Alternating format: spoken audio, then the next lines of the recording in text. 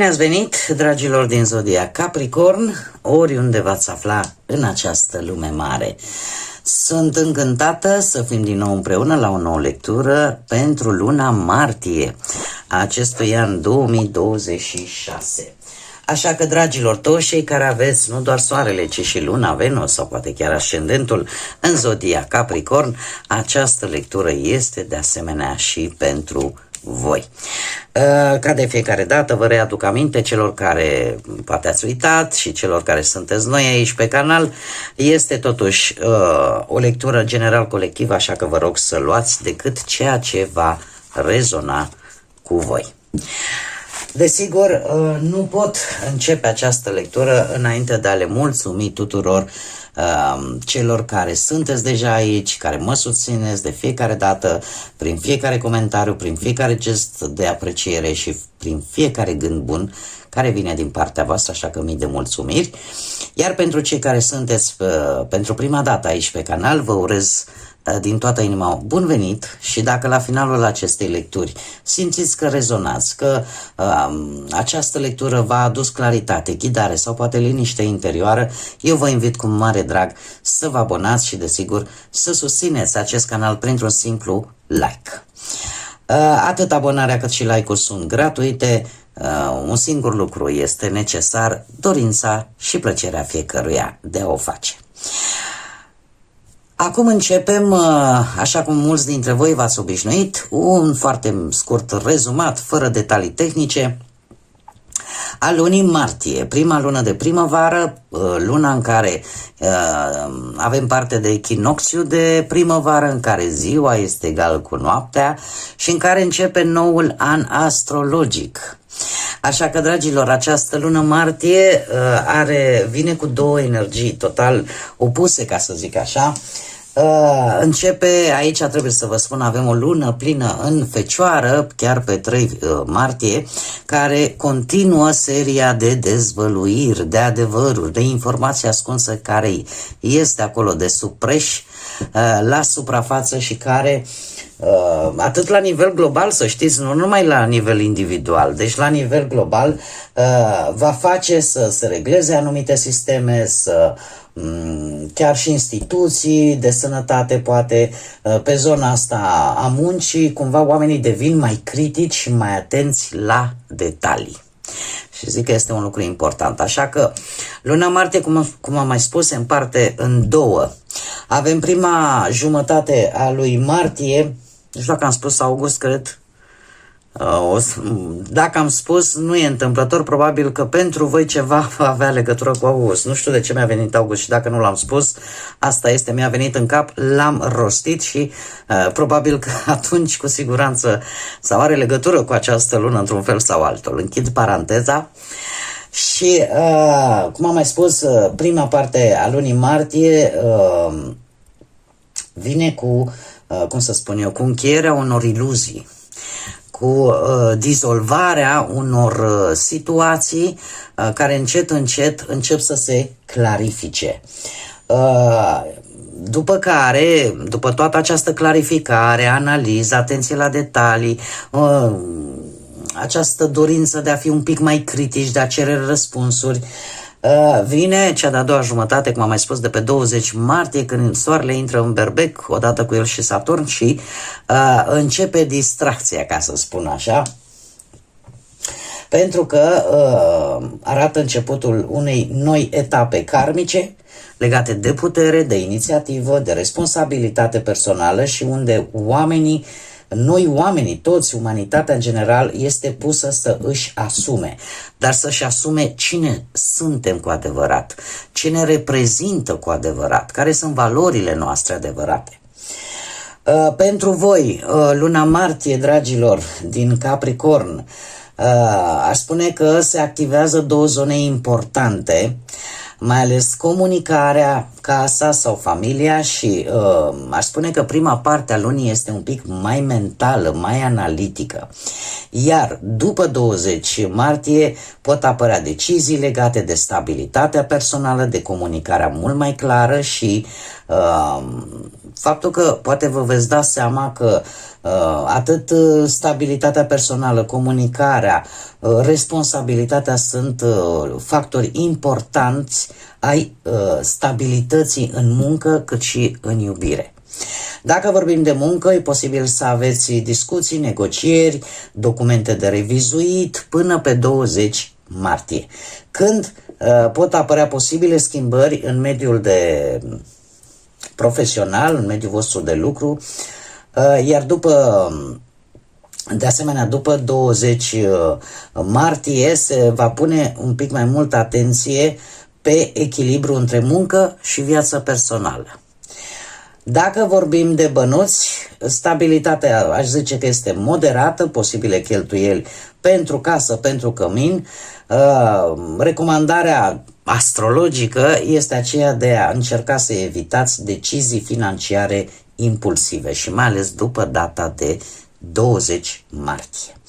Dacă vorbim de viața sentimentală, pentru cei care formați deja un cuplu, o relație, în prima lună a lunii comunicarea este intensă, pe alocuri chiar un pic tensionată, dar după 20 martie, partenera voastră, e posibil să vă ceară o implicare mai mare din punct de vedere emoțional, așa că relația poate deveni un pic mai serioasă, da? Adică se poate închega, se poate întări. În tot cazul se clarifică ceva definitiv legat de relația voastră. Știți cum e, ori la bal, ori la spital. Cei care sunteți singuri, viața voastră sentimentală vă poate aduce șansa de a cunoaște pe cineva prin intermediul unei călătorii sau prin intermediul unei comunicări online. După 20 martie veți simți așa o atracție față de cineva care are o energie foarte puternică, dar știți cum e, nu merge una fără alta, trebuie să vă deschideți emoțional către această persoană și nu doar să fiți pragmatici, se cere acest lucru. Acum depinde de voi ce veți face. De asemenea, martie, din punct de vedere al arcanelor majore, este luna împărătesei, guvernată de energia împărătesei, ajutată de către spânzurat și de către arcanul major lumea. Ce ne spune acest lucru? Ne spune faptul că șanse există să vă îndepliniți anumite deziderate, indiferent de ce aspect al vieții vorbim. Deci potențial există, doar că în situațiile în care voi vă simțiți blocați sau vă simțiți că nu vedeți foarte clar lucrurile, nu vă grăbiți, chiar dacă aparent simțiți că faceți un sacrificiu sau poate că vă autoblocați. Acest autoblocaj oarecum este necesar în acele situații în care lucrurile nu se văd foarte clar și privirea asta dintr-o perspectivă total diferită vă poate ajuta, nu să ajungem și la energia arcanului major lumea, să închideți anumite etape, să închideți anumite cicluri din viața voastră în așa fel încât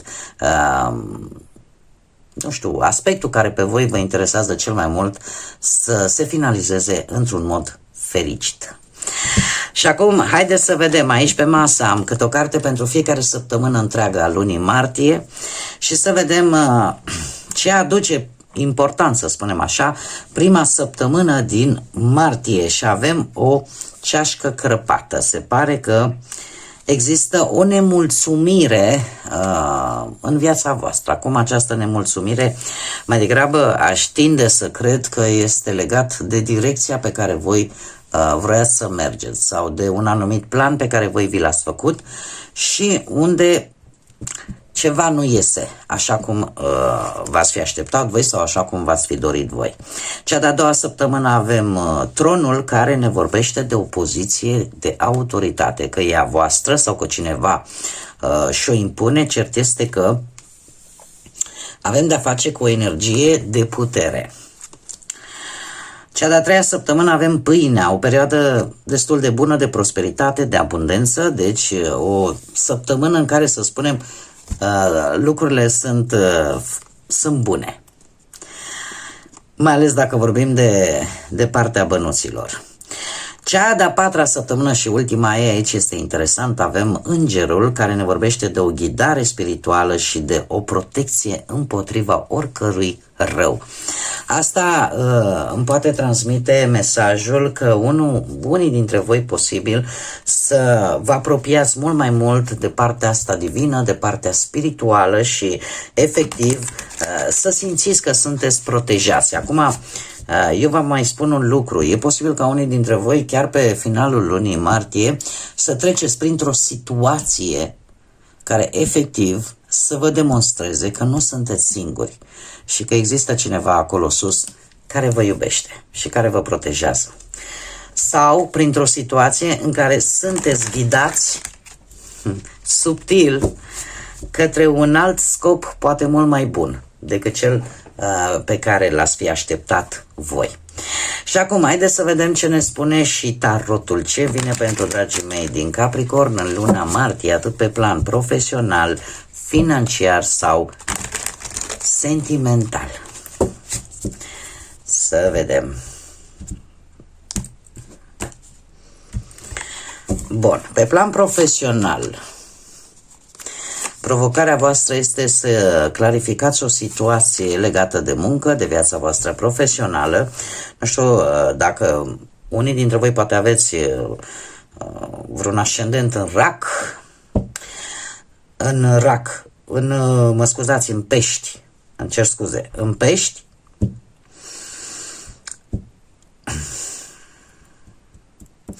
Foarte interesant. Deci, provocarea voastră este să vă dați seama de o anumită situație, să vă clarificați foarte serios un anumit lucru legat de muncă. Sau să ieșiți pur și simplu, să nu vă amăgeți singuri, gândind că cumva lucrurile vin de la sine și practic nu prea trebuie să faci mare lucru. Adică să vă îmbătați așa cu apă rece, să ieșiți cumva din această energie. Asta ar fi provocarea pe planul muncii. Resursele voastre sunt legate foarte mult de o conexiune, de o legătură care, trebuie să vă spun, și voi mizați foarte mult pe această legătură. Ar trebui să mizați în primul și în primul rând pe voi. Și să fiu cinstită, mă miră această energie, dat fiind faptul că cunosc și eu, am și eu capricornii mei în familie și trebuie să vă spun că sunt oarecum independenți, adică dacă ei nu au situația sub control, nu se simt în siguranță. În această situație se pare că voi mizați foarte mult pe o legătură sau pe faptul că nu contează ce, sunteți apreciați, sunteți valorați și lucrul ăsta e ca și rezolvat. Din păcate, lucrurile nu vor sta chiar așa. Și bine ar fi să acționați în sensul în care să vă stabilizați voi, să puneți baze pe voi, pe puterea voastră, să căutați informații, să nu vă lăsați purtați de ideea, domne, am această conexiune, mă ajută această persoană sau lasă că oricum sunt bine văzut la muncă, sunt bine văzut în mediul ăsta de afaceri și nu mai trebuie să-mi fac probleme. Nu mizați pe acest lucru. Dacă asta e resursa voastră, din păcate, mie asta îmi transmit cărțile, nu pot să vă mint. Eu vă arăt energiile fix așa cum sunt. Vă poate aduce o dezamăgire cu acest 3 de spade. Da? Pentru că recompensa e posibil să se ducă la altcineva, chiar dacă munca îți aparține. Sau pur și simplu vei ajunge în situația în care să cauți de muncă în altă parte. Acum, cum am spus-o și celorlalte zodii, să știți că nu sunteți singurii. în care apar aceste energii foarte dure, foarte provocatoare, pentru că luna în sine este provocatoare.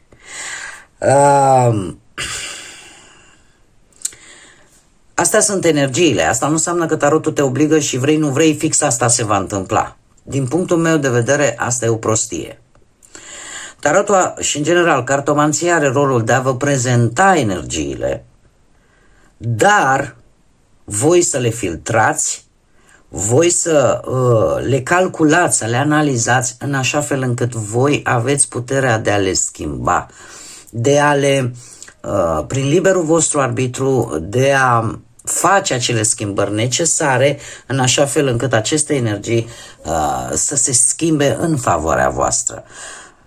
Dat fiind faptul că se mizează, uite, în cazul de față, pe o anumită conexiune, nu știu, pe o anumită legătură sau pe ideea lasă că, uite, sunt bine văzut și sigur o să-mi dea acea avansare și sigur o să avansez și sigur am să-mi găsesc de muncă, se pare că lucrurile nu stau chiar așa. Deci e o perioadă în care trebuie să mizați foarte mult pe voi, pe abilitățile voastre, pe potențialul vostru.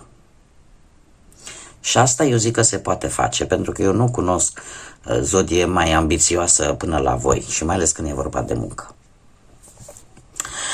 Mergem mai departe, pe plan financiar. Pe plan financiar,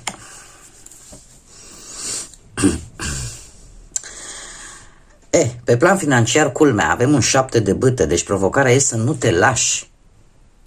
Să nu te lași, pentru că ești pe o poziție de putere, poți să faci față lucrurilor și, să zic așa, în ajutorul tău oarecum stă o alegere, o decizie vis-a-vis de o situație financiară.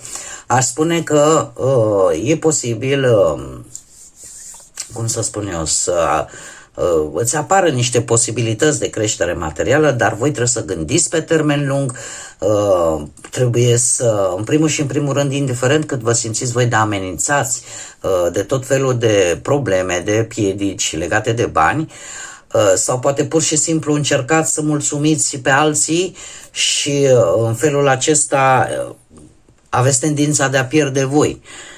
Cumva trebuie să rezolvați acest lucru printr-o alegere, dar o alegere pe care trebuie să o faceți responsabil.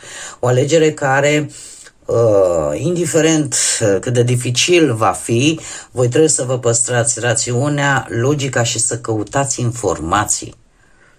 Pentru că astea vă vor ajuta să aveți o înțelegere din punctul ăsta de vedere financiar. Nu știu dacă veți avea de-a face cu justiția legală, terenală, da, cu vreun proces sau cu vreun document, ceva legat poate de fisc, de ce nu?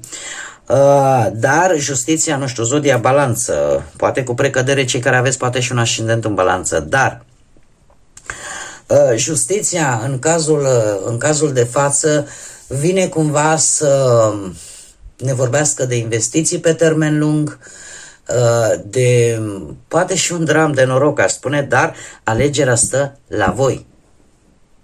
Asta este resursa voastră importantă. Și faptul că în permanență trebuie să păstrați un echilibru, trebuie să fiți prudenți și să controlați banii. Voi sunteți ași în a controla bănuții, a nu vă lăsa tentați să cheltuiți emoțional, să zicem. Sau dacă vreți să rezolvați această situație, cumva emoțiile trebuie să rămână un pic în urmă. Și trebuie să vedeți lucrurile cât mai rațional și logic posibil. Și să faceți această alegere în, cum să spun eu, știind toate informațiile, care este un lucru foarte important. Și în acest caz, într-adevăr, practic, lucrurile se pot schimba în favoarea voastră și pe termen lung. Mergem mai departe, haideți să vedem pe plan sentimental pentru cei care sunteți într-o relație, într-un cuplu.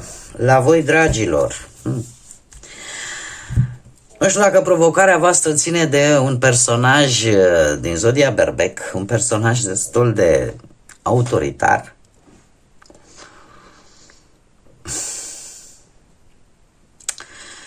Destul de autoritar, destul de, strategic, destul de organizat.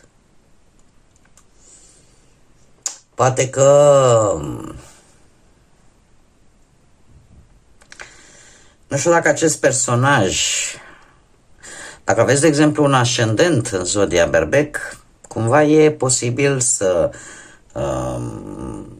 aceste caracteristici ale împăratului cumva să vă ajute să, cum să spun eu, să îmbunătățiți un pic relația.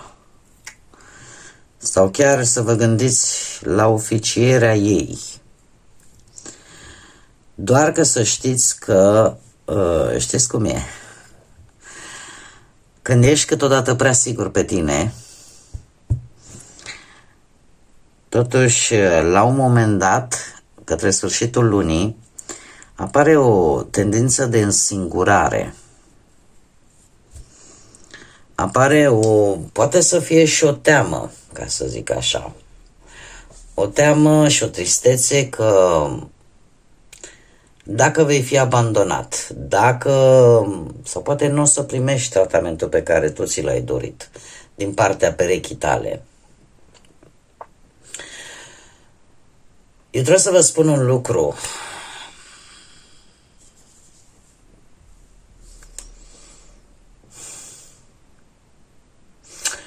Este destul de ciudat în același timp cărțile pentru voi, dragilor.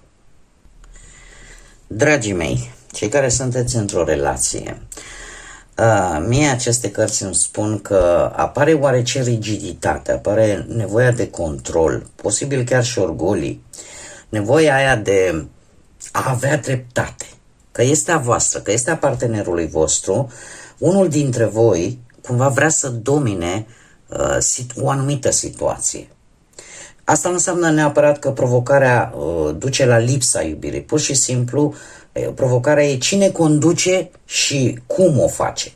Avem șasele ăsta de bâte care totuși îmi vorbește de, cum să spun eu, de admirație, de respect, de dorința de a reuși împreună. Cu toate asta îmi demonstrează totuși că relația nu este slabă, că există potențial de reușită, dar unul dintre voi are nevoie să fie văzut, are nevoie să fie apreciat.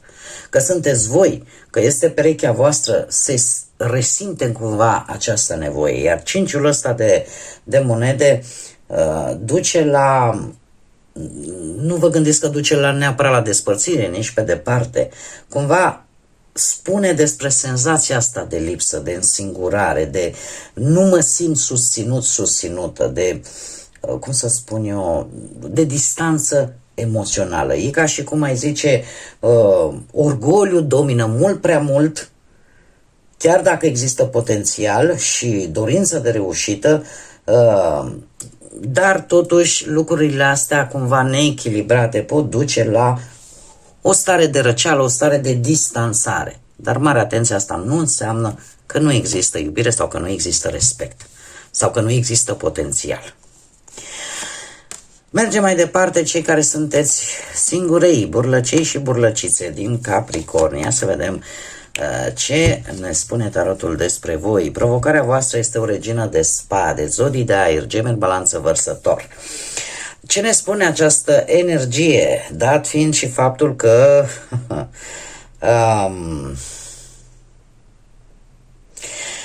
dragii și dragile mele, pentru cei care poate aveți vreun ascendent, lună, Venus în zodie de aer, cum am mai spus, Gemeni, Balanță, Vărsător, este posibil ca voi să fiți provocați să vă arătați sentimentele, să le scoateți la suprafață. Și să știți că energia asta s-a văzut clar și chiar la cei care sunt într-un cuplu. Tindeți, nu știu de ce, eu cred că mulți dintre voi probabil că sunt în tratative, ca să spun așa, între un început oarecum de relație. Doar că provocarea la voi vine din faptul că de multe ori discuțiile prea directe, cum să spun eu, impulsivitatea, poate să vă blocheze cumva Și ideea este de a dărâma acel zid rece pe care poate unii dintre voi l-ați construit din experiențele anterioare. De ce? Pentru că resurse există. Voi vreți stabilitate cu acest 4 de monede. Dar poate că trebuie să renunțați la ceva și nu mă refer neapărat la bani, da? Pentru fiind un 4 de monede. Să renunțați la ceva de care țineți cu dinții. Iar acel ceva este acest zid pe care l-ați ridicat și pe care din teama de repercursiuni, din teama de a nu păți ce ai pățit în trecut, nu vrei să renunți la acest zid. Acum, care este situația? Avem un 10 de monede. Și poate acest lucru să vă stimuleze oarecum. De ce? Pentru că 10 de monede îmi vorbește de un potențial cineva care să vină în viața voastră și care să aibă o situație materială chiar foarte bună sau să se tragă dintr-o familie cu renume sau cu o anumită situație economică destul de bună. Acum depinde de voi. Dacă vreți să prindeți lampa lui Aladin sau nu. Dar acum, lăsând gluma la o parte, este important. Sunt situații, știți cum e, că de multe ori când treci prin prea multe experiențe eșuate, mai ales în dragoste, tindem să ridicăm acest zid. Și de ce? Pentru că ne este teamă să nu fim răniți. Și atunci este cea mai ușoară modalitate. Doar că cu siguranță mulți dintre voi știu acest lucru, nu toți suntem la fel și chiar dacă poate am avut experiențe nefaste în trecut, asta nu înseamnă că chiar nu mai putem da și peste oameni de bine, oameni sinceri. Cumva nu trebuie să renunțăm la această idee, doar că trebuie să o facem mult mai înțelept și mult mai atenți. Haideți să vedem mesajul florilor pentru voi și cu această ocazie vă zic la mulți ani de pe acum, dragilor, și dragile mele, de fapt, da, că sunteți femei la fel ca și mine, pentru toate domnișoarele, pentru toate doamnele, indiferent de ce poziție aveți voi în familiile voastre, că sunteți mămici, că sunteți surori, că sunteți bunici, nu contează, la mulți ani, pentru 1 martie, pentru 8 martie, să vă țină bunul Dumnezeu sănătoase și cu dorință de viață și să fiți mângâierea celor de lângă voi. Și acum, revenind la mesajul florilor, avem echinacea. Doamne, ce lapsus am, pentru că este o plantă foarte bună, mai ales pentru imunitate. Probabil că mulți dintre voi o să-mi dați răspunsul în comentarii. Dacă are ce ne spune, deschideți cel de-al 3-lea ochi. Nu-ți fie teamă să-ți deschizi zona de... cum să traducem în românește? De clar văzătoare. Odată ce ai făcut-o, vei vedea adevărul. De fapt, despre ce este vorba? Încerc așa pe scurt să vă spun, pentru că este totuși o temă cu care poate unii dintre voi nu sunt obișnuiți. Cel de-al 3-lea ochi se află cumva între sprâncene și este vorba de intuiție. O intuiție profundă, este un mod de a percepe lucrurile din jur într-o manieră care nu are legătură cu, cum să spun eu, cu partea asta fizică. E ca și cum simți, pur și simplu. Simți și vezi lucruri care pentru alții este foarte greu de văzut. Probabil că unii dintre voi aveți această abilitate, acest dar de a simți lucrurile. Și probabil că ar fi bine în această lună să fiți un pic atenți la ce vă spune intuiția, în primul și în primul rând. Eu aș zice că tocmai de aceea luna asta pentru voi este o lună un pic mai mentală și mai analitică decât în mod normal și în felul acesta chiar puteți să vedeți un adevăr. Cum va fi acest adevăr? Dacă va fi dureros, De obicei, adevărurile cam dor, de obicei, dar sunt și unele adevăruri care ne, cum să spun eu, care sunt necesare. Indiferent că dor sau nu, mai bine să știți. Haideți să vedem și mesajul Universului pentru voi. Acest nou capitol care vine în viața ta îți cere un nou drum, îți cere să vezi lucruri sau să abordezi lucrurile într-o manieră diferită, într-o manieră nouă și într-o nouă manieră de a te vedea pe tine în primul și în primul rând. Nu poți continua să vezi și să interpretezi lucrurile în același fel sau în același mod de înțelegere cum ai făcut-o până acum. Nu contează cu ce ai de înfruntat sau cu ce ai de a face sau cum te simți, ar trebui să vezi totul dintr-o perspectivă mult mai înaltă. Este o formă, ca să zic așa, accentuată a spânzuratului, a energiei spânzuratului, care de fapt despre asta ne vorbește, de acea energie care necesită un pic să te oprești pe loc, să analizezi problema respectivă, situația respectivă și să o abordezi într-o manieră cu totul și cu totul nouă.